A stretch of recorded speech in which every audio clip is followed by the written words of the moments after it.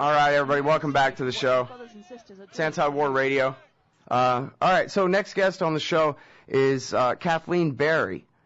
And let's see, it says here she is Professor Emerita at Penn State University and is the author of 5 books. Her first book, Female Sexual Slavery, launched an international movement against trafficking in human beings. And this book is called Unmaking War, Remaking Men.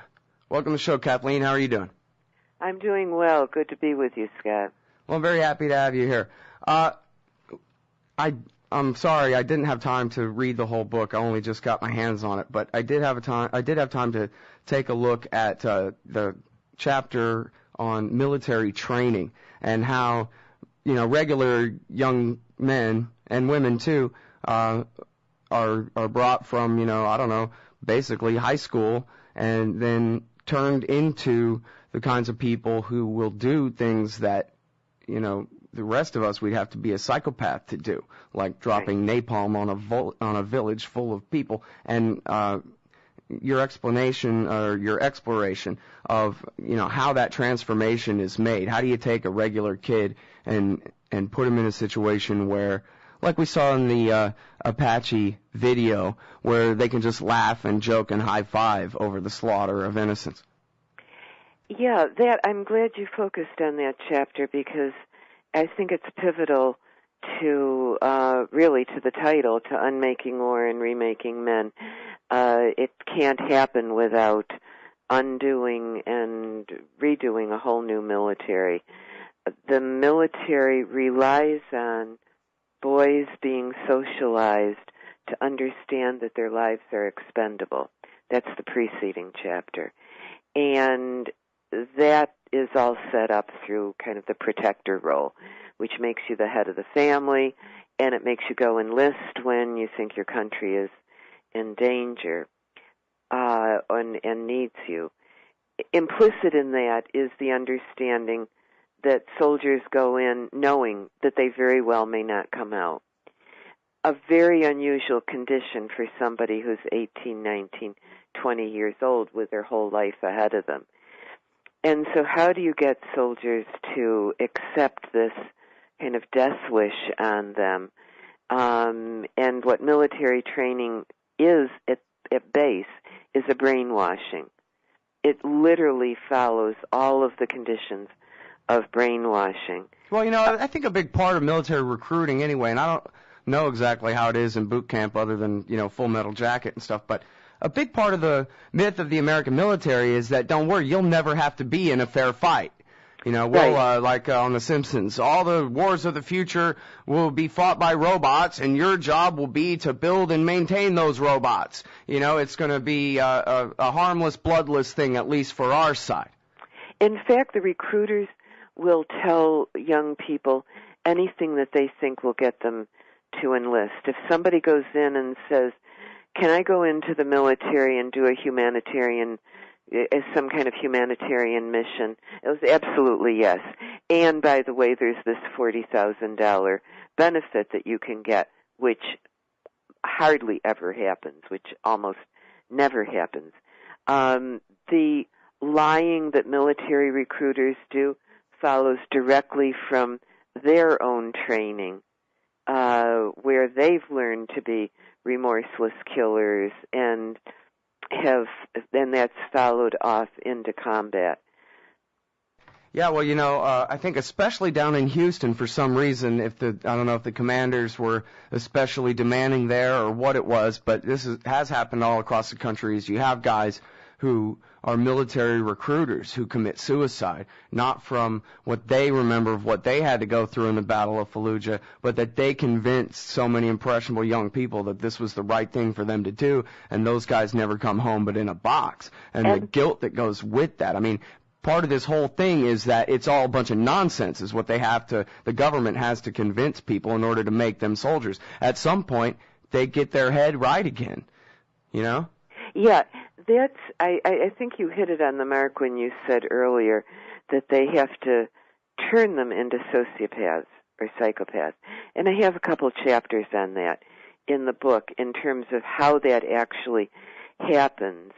And you're right. I think with some of these recruiters, they can't live with themselves. I open this book with a story of a drowning that I saw the end effects of at the ocean in Bodega Bay near where I live, and how everybody had come together. Even people who didn't know each other, didn't know the person who was drowned. There was kind of a collective grief. We have a sense in ourselves of protecting human life and not killing other human beings. That seems to be the province of people who have no morality, such as sociopaths and psychopaths. And governments. And governments, I have a chapter on and regular people, too, when their incentives are screwed up, right? Like Kitty Genevieve, who was the famous case, who was beaten and stabbed and finally died out in the middle of a giant neighborhood in New York City, and all the people, decades ago, right? And all the people heard her, but nobody called the cops. And it was because they were all waiting for somebody else to do it, and they were all waiting, of course, for the cops to be the one to save her, not themselves, because their incentives had been screwed up from doing the right thing to passing the buck. Yes, exactly. And when our incentives are not screwed up, what you see is people rushing to help somebody whose life is at risk. It's almost as if that is a kind of something born in us to do. So to get to become remorseless killers takes a huge amount of brainwashing and literally wiping their identity out. That's what all the uniformity of the military training is about, is wiping that identity out so that you don't even care about your own existence. In combat, you are there only to protect your buddy. Hopefully your buddy is there only to protect you. But you have no sense of yourself. If you can't have a value for your own life, you're very well set up to not have value for the lives of the villagers, of the people that you're coming into. And on that point, I think it's really important to know that the military, as we saw in that WikiLeaks collateral murder video, the military in combat do not distinguish between, quote, innocent lives and the enemy or insurgents or whatever the military is calling them that month. Anybody who is not your buddy, meaning a fellow military person with you, it can be at the other end of your gun. Yeah. Well, I think it was something I read about the trial of the guys in the My Lai massacre in Vietnam, who, it became apparent that, like under questioning, that they kind of explained, but they were the enemy. They'd been designated the enemy. Everybody between here and there is the enemy. It was a free fire zone. These were the bad guys, I was told, and then I killed the bad guys, and now I'm in trouble for killing the bad guys, and I'm just kind of a dumb Marine here, and I don't really, or I forget if it's an Army soldier, I don't understand why I'm in trouble, really. Wasn't I doing what I was supposed to be doing? Because, of course, all those gooks had all just been conflated into one big enemy in the free fire zone. To him, he didn't understand how he was supposed to make the distinction. They'd beaten the distinction out of him. Exactly. One of the things... I'm sorry. I sat here and talked all the way up until the break on you, Kathleen. That wasn't right. But we'll pick this back up on the other side of the break. It's Kathleen Barry. The book is Unmaking War, Remaking Men. And this is Anti-War Radio. All right, y'all, welcome back to the show. It's Anti-War Radio. I'm Scott Horton. Our guest is Kathleen Barry. She wrote this book, Unmaking War, Remaking Men, teaches at Penn State University. And when we were so rudely interrupted by the commercial break, I brought up kind of the racism or the designation of the enemy as non-persons, as I think is very important the way you pointed out that the sole mission of a soldier in the field is to protect his best friends. And it doesn't matter where the guys from the American Enterprise Institute decided to place them in any particular circumstance. Their mission stays the same, to protect each other, come back alive, and so therefore they can be put in the position of carrying out absolute atrocities against innocent people in bogus wars. Because as actually I met a Marine who told me he learned about all this in killing school. That was what it was called, and it was all about, is very frank. This is how we get you to accept killing other people and not have to worry about it later. Yeah, this is, as we said before, this is the fount of brainwashing that goes on in military training, but it gets bound together by this buddy system, and we have to understand that this is a very explicit strategy on the part of the U.S. military. Wipe out the person's identity, make them responsible, make their very manhood responsible for their buddy. You let your buddy down, you are not a man. Even if you are a woman in combat, you have that same masculine model in terms of what you have to fulfill. And therefore, the distinction now in warfare, whether it's Iraq, Afghanistan, or Israel in Lebanon, the distinction now is to not bother with making any distinctions any longer between civilian and insurgents. And in fact, I have a chapter in this book on making enemies. When the U.S. went into Iraq, there was not a ready-made enemy there other than Saddam Hussein, who actually, as we know, did not have these weapons of mass destruction. But on the ground, the soldiers on the ground were not enemies of the United States. The United States had to create enemies. And you do that by randomly killing people on the streets, in their cars, in their homes, and you do it with house clearing, which is, coming into the person's house in the middle of the night, breaking down the doors and the walls, breaking in front of those men's wives and children, and emasculating them. And very much the purpose, and that's part of the theme of that chapter. Are you familiar with that book, The Arab Mind? Because there was a whole thing where the neocons thought that they had learned that this is how you get Arabs to do what you want. You just have to humiliate them in front of their wife, and then they'll be helpless after that. Well, and in fact, that's true with masculinity across the board, because this goes back to how men are socialized to understand that their lives are expendable, that they're supposed to be the protector role, that this is the standard of manhood, and that as the standard of manhood, if they don't meet it, they are emasculated, they are not a man. And so it doesn't matter whether you're going into... Well, but that's just human nature, right? It's the exploitation of this kind of thing that's the problem, right? Is convincing people that invading Iraq is the same thing as defending America's shores from a Spanish invasion or something. What I'm trying to show in this book, and I think it's come off successfully, is that masculinity itself is socially and politically constructed to serve those purposes, that it is not indeed natural. That it's constructed to serve the purposes of the military and to serve the purposes of male domination. If you don't go in the military, at least you're the head of the family and can call those shots.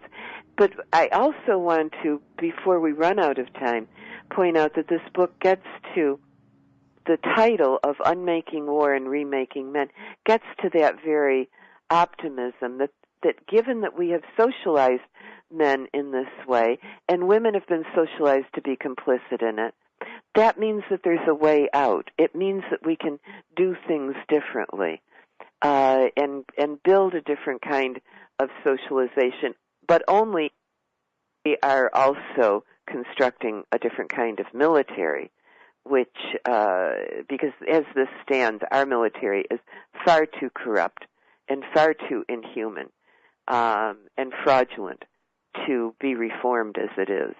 But a new kind of military that focuses on global peacemaking as opposed to these phony wars of the Bush and Obama administration is possible. And I lay that out in the book, and I just kind of wanted to get that out there because there is some basis for being optimistic. Down the road it will come, but we see it in process in different places. Well, go ahead. In terms of, in fact, when I'm talking about remaking men, I think the ones that I'm looking at first and offering as a model are the soldiers who have resisted in war. There is a moment when empathy will engage for a soldier who will say, what if this was my family? Ethan McCord said, what if these were my children, when he came up on the scene after the collateral murder from the Well, then again, helicopter. Aaron Watada said, I'm not going because I will not lead men into combat in an illegal war and have them commit war crimes. They're my men. I'm responsible for them. He was an officer and said, it was his manhood that stood in the way of him committing those war crimes. Exactly, and that's why I see, and I point to in this book, these kind of men as a model for a masculinity that is not complicit with this war mentality and war machine. And when you talk with men who have done that... But I think Aaron Watada would have fought a war to defend America's shores, right? He was a military officer and he wanted to be. Right. But, when has America's shores been since Pearl Harbor? Well, touche. And Pearl Harbor was a stolen territory at that point anyway. It wasn't even a state then. Yeah, exactly. We're doing ongoing war to support the military-industrial complex and to have generals and CEOs running this country. But what we do see in these people is when they discover what these wars are about, they won't do it. And that refusal, and when you get into talking with them, as I have with some of the soldiers who've resisted, you see the process by which they undo the very socialization and the military training and the brainwashing that's been put upon them. They undo it themselves. And in that, there's a whole lot of hope for being able to change this condition. I think also when we look at it at the macro level of the state and the military, we see examples developing around the world of peacemaking militaries that are there to do exactly what you mentioned a few minutes ago, defend our shores, defend our people, but from a standpoint of human rights and not from a standpoint of needing to brainwash people into doing remorseless killing. Right. Well, I think that one thing that is sort of natural about males is our insistence on the rules and the previously agreed upon rules before the thing that happened, whether it's sports or whether it's the Constitution or, the so-called rule of law, as they like to believe it works. And all this stuff is against the rules. All this is a corruption of what America's supposed to be. And so it's perfectly possible to be, a hairy-chested, manly beast of a person and be absolutely opposed to empire building and corruption and the end of any pretense of the rule of law, for example. You don't have to be, I'm not exactly sure, if I'm arguing with you. I'm not. Well, I don't know if I really have my head around the whole thing. Right. But you could be you could be a real tough guy and be for not fighting, is what I'm trying to say. Jesus was a carpenter, not a seamstress, The problem being that Costa Rica, for example, is a state that has demilitarized, but also has the highest rate of violence against women in the region. And so we want to see this change in masculinity that feminists have been really demanding and needing for a long time in relation to the violence against us, because simply getting guys to stop fighting is not enough. They've got to not take it home. Right. They've got to not do it in the private lives. All right. Well, I'm sorry. We're all out of time, Kathleen, but everyone, the book is called Unmaking War, Remaking Men. It's by Kathleen Barry, and she's at Penn State University. Is there a website people can look at? Yeah, I'm not at Penn State. I'm a professor emerita. The website is unmakingwar.net. Okay, great. Well, thanks very much for your time on the show today. Thank you, Scott.